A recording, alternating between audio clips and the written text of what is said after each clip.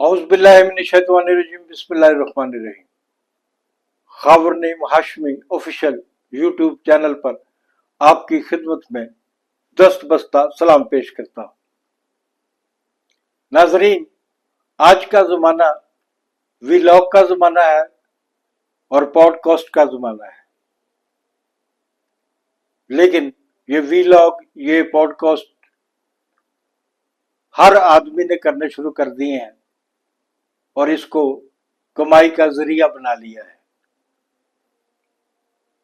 लोगों को पॉडकास्ट करने चाहिए, वीलॉग करने चाहिए, कमाई का जरिया बनाना चाहिए, लेकिन जाली तरीके से नहीं।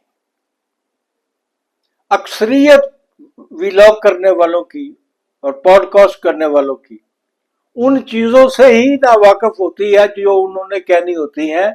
वो सुनी सुनाई बातें करते हैं या फर्जी बातें करते हैं।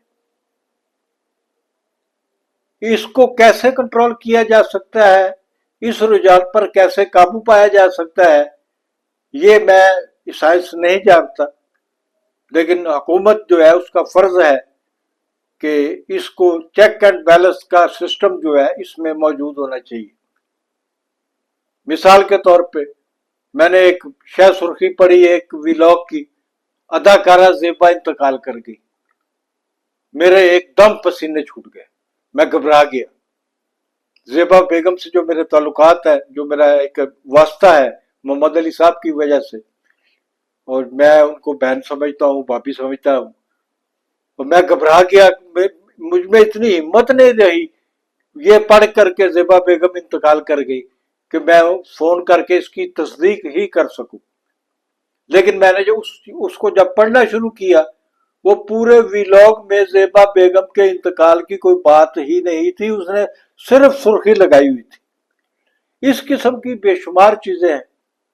हमारे एक दोस्त है, पंजाबी जुबान में वीलॉग करते हैं, पॉडकास्ट करते हैं, बहुत अच्छे हैं, बड़ी मालूमात देते हैं, बड़ी इंफॉर्मेशन देते हैं, लेकिन उनकी अक्सर इंफॉर्मेशन लोगों से गैदर की होती है। उन दो दोस्तों के से हासिल मालूमात या सुनी सुनाई बातों पे बहुत सारी चीजें वो कर जाते हैं, जिसकी वजह से मैं समझता हूँ कि पैसे वो डेफिनेटली कमाते होंगे, लोग उनको देखते भी हैं, पसंद भी करते हैं, लेकिन सुनी सुनाई बातें तस्दीक के बगैर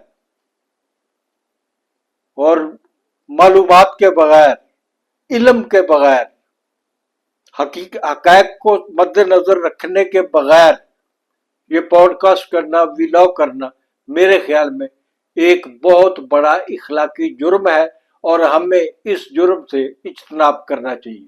थैंक यू वेरी मच। आज तक के लिए इतना ही।